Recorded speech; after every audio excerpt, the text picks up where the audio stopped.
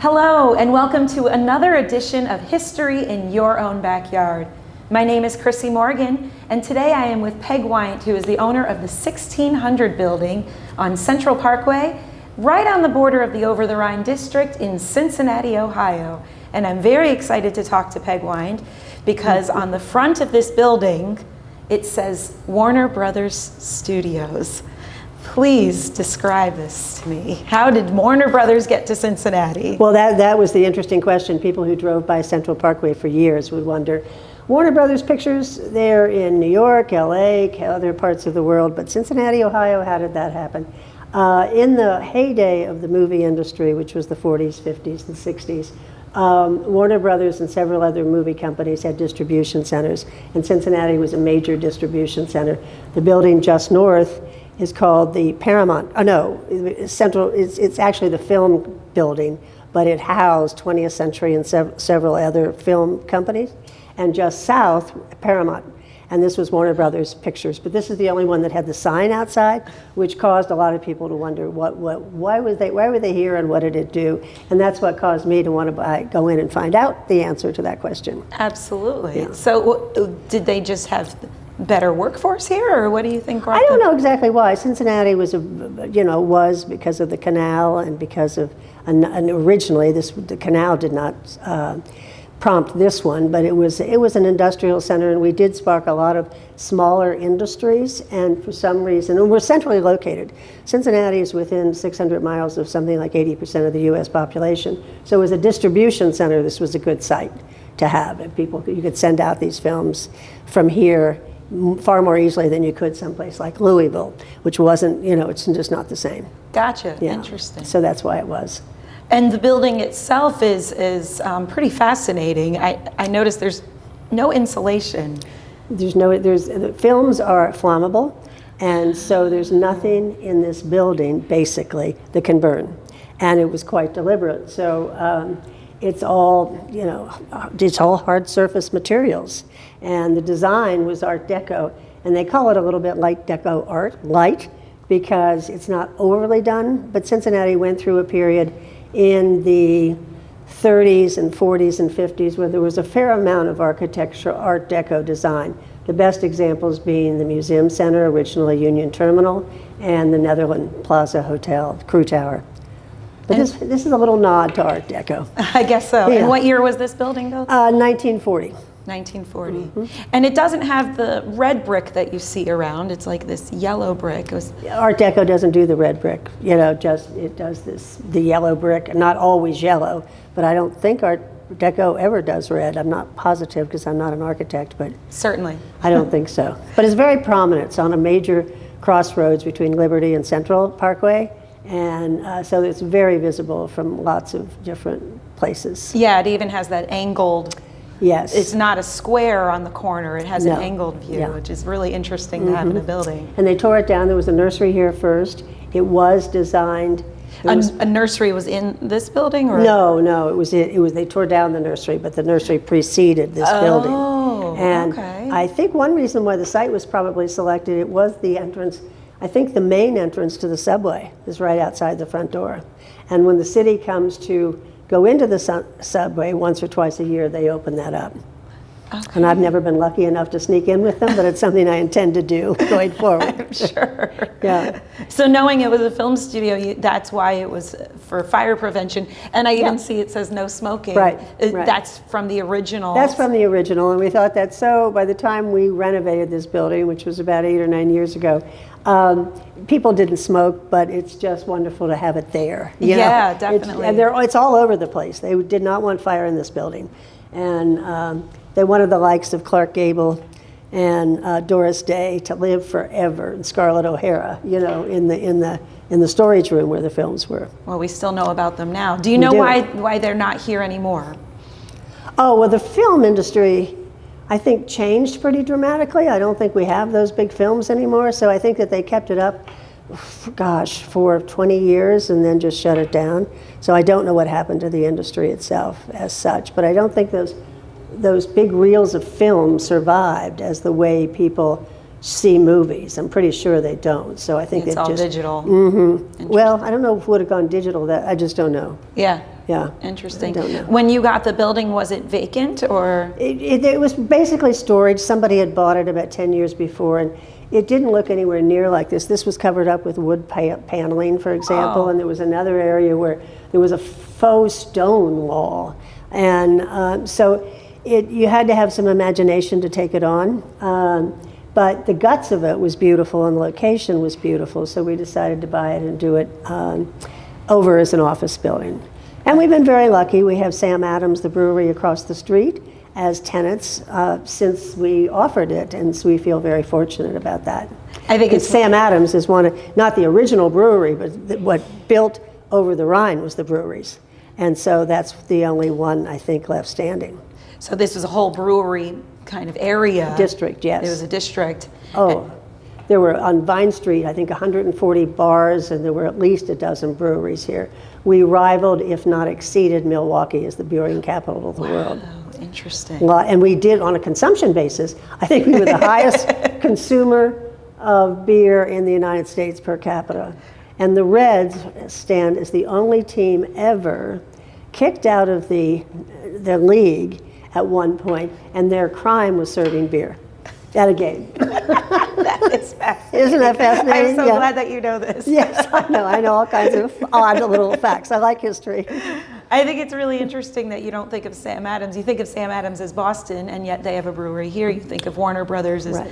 LA or New Right. York, and then they have a studio Well, here. the founder of the brewery is a Cincinnatian, of Sam Adams. Oh, I didn't know that either. Interesting. So came back home. Uh-huh.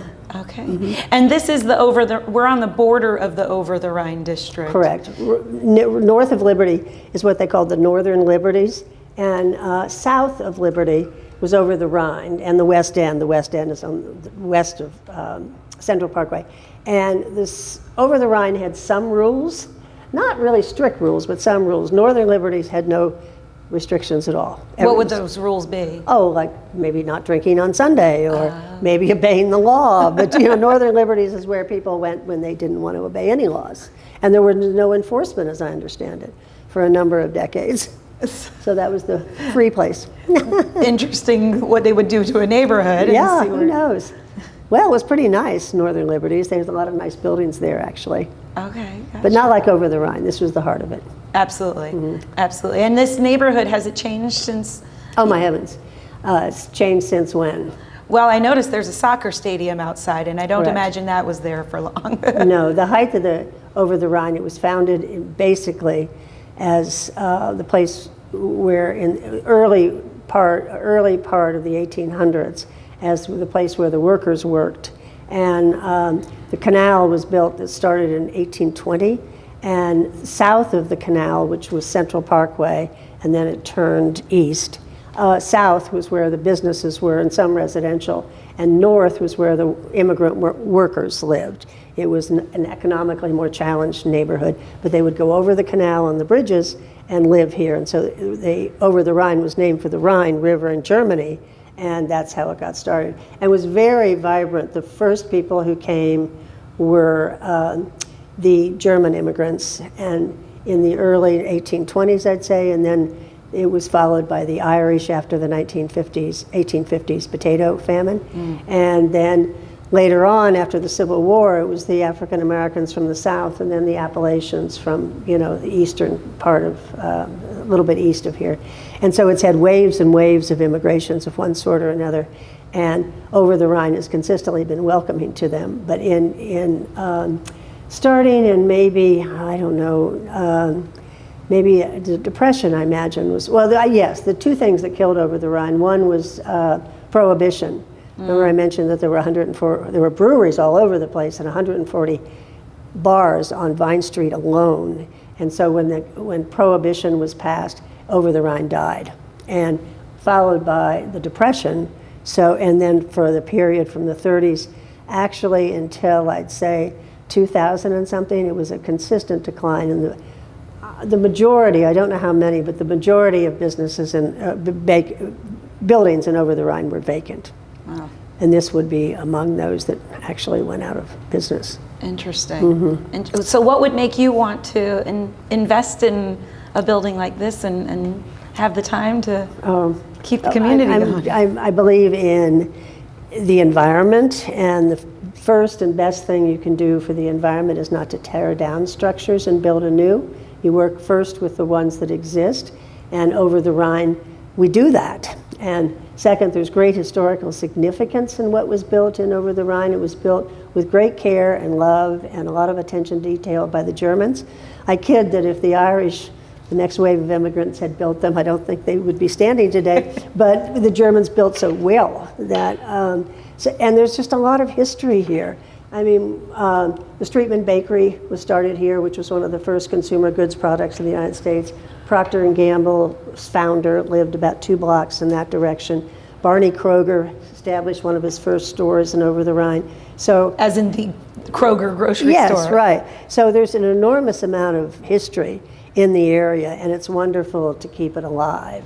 And so I like it for the environment, I like it for the history, I like it for the architecture, and for all those reasons, Grandin Properties is a company which years ago started in, in 1989, shortly after I left Procter & Gamble, and it started with the objective of we would buy, develop, and manage historic buildings in best of class, historic, walkable urban neighborhoods. And in the 80s and 90s, that wasn't particularly popular. People were going to the suburbs, so you could buy there relatively inexpensively. It didn't make sense to actually develop any of the buildings in Over the Rhine until the city and the big businesses here established 3CDC, which was the public-private partnership, which put some money into these properties along with the developers, and then it made it affordable. So, and I don't think there's any question that the Renaissance of Over the Rhine has fueled the Renaissance of Cincinnati. Absolutely. So I feel very proud to be a small part of that. Of course. And where do you see the future of this neighborhood going? Up, up, and up. I mean, the stadium that you pointed out is less than a decade old. I think it's opened 4 years ago. And that team, well, you can look outside. There's construction, major construction going on. The Central Parkway is going to be changed into the Champs-Élysées of our city. And there's another 300 or 400 million of development that FC, the soccer team, has planned for the corner, but it'll be more than double that in not too long because they have more acres. How do you balance a neighborhood growing when you have a huge soccer stadium and this small Warner Brothers building in the middle of all of this? Do you think it's just we deal with the balance, or I think it's what makes it come alive. I mean, it's Over the Rhine that has been designated as an historic district. The West End, which is west of this Central Parkway where we're located, that's not an historic district. And so you can build skyscrapers there if you want. And which I think is kind of nice that you're going to preserve this beautiful, historic area where few buildings are above 4 stories. And yet bring modern conveniences and excitement to it, with the stadium for the soccer team, and then also there's probably going to be the Coliseum there, and who knows what else. There's going to be a major hotel in the corner, the highest end hotel to be built in the city ever. Do you have any other stories to let us know about this building? I don't think so. No, I don't think so. I've appreciated your taking your time to record some things about this property, because if we save the stories, we'll save the properties. Without a doubt. Without a doubt. Thank you so much, Peg, for your time and the conversation. Today we were at the 1600 building on Central Parkway, right on the border of the Over the Rhine district in Cincinnati, Ohio. This is History in Your Own Backyard. Remember, travel slowly and stop often.